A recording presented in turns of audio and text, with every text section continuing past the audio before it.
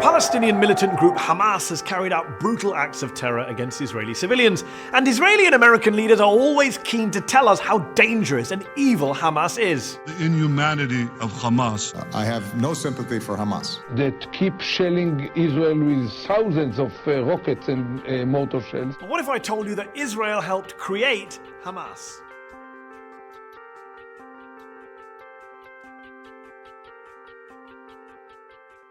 Officially, Hamas, which is the acronym for an Arabic phrase meaning Islamic Resistance Movement, was founded in 1987, at the start of the first Palestinian Intifada, or uprising, against the Israeli occupation. But its roots were planted much earlier. The Hamas founder Sheikh Ahmed Yassin was a half-blind, disabled Palestinian cleric and member of the Muslim Brotherhood. The Brotherhood had been repressed by the Egyptians in Gaza prior to 1967, but once the Israelis invaded and occupied the Strip, they didn't just turn a blind eye to these Islamists, they encouraged them. See, the Israelis, especially right-wing Israelis, wanted to undermine the power of the dominant Palestinian political force at that time, the nationalist PLO, at the heart of which was the secular Fatah party of Yasser Arafat, their bête noire. بغصن الزيتون في يدي وببندقية الثائر في يدي. By empowering Sheikh Yassin and the Muslim Brotherhood, Israeli leaders thought they could divide and rule the occupied Palestinians, play them off against each other, secular nationalists against religious Islamists. So in 1978, when Yassin wanted to officially register his Islamic Association, which was basically the precursor to Hamas, the Israelis were only too keen to help. Yassin built and grew a network of Islamist social institutions across Gaza, including schools and clubs and mosques, and Israel helped fund some of those projects. Most American politicians have no clue about any of this, although the former Republican Congressman Ron Paul once made this point on the floor of the House. Hamas was encouraged and really started by Israel because they wanted Hamas to counteract Yasser Arafat. Arafat himself told an Italian newspaper, quote, "Hamas is a creature of Israel." He even claimed that former Israeli Prime Minister Yitzhak Rabin admitted as much to him, calling it a fatal error. Now, you might be wondering, why should I believe mad Ron Paul or the famously shady Yasser Arafat?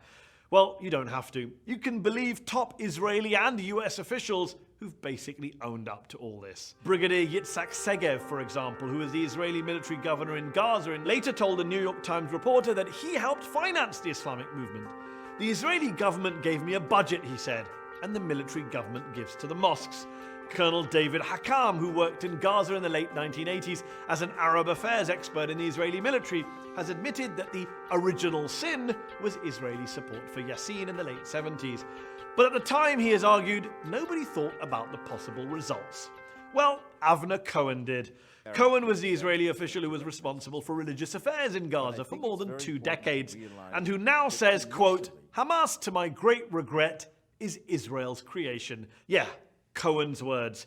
He actually wrote an official report to his superiors in the mid-1980s, warning them not to play divide and rule in the occupied territories and calling on Israel to, quote, "break up this monster before this reality jumps in our face." But no one else on the Israeli side really took the possibility of blowback seriously at that time.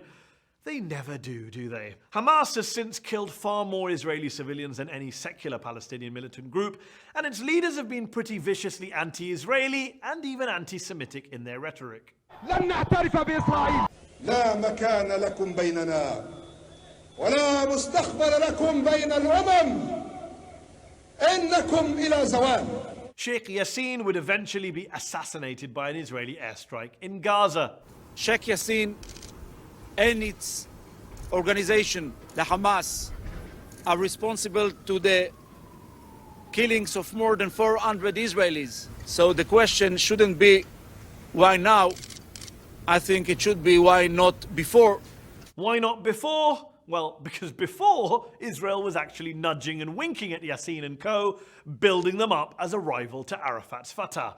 The die was cast for blowback. Blowback, incidentally, that they decided to double down on.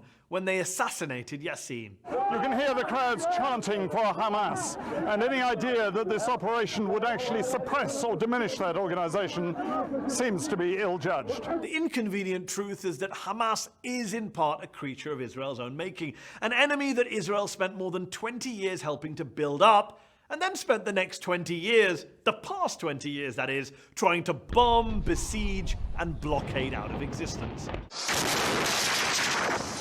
The 3 Gaza wars fought by Israel against Hamas since 2008 killed around 2,000 Palestinian civilians and a dozen Israeli civilians.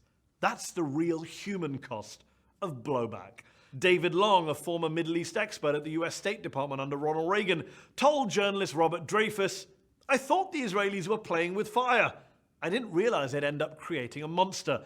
But I don't think you ought to mess around with potential fanatics. It's a lesson both the Israelis and the Americans never seem to learn, though. And as usual, innocent people, in this case Palestinians and Israelis, continue to lose their lives as a result."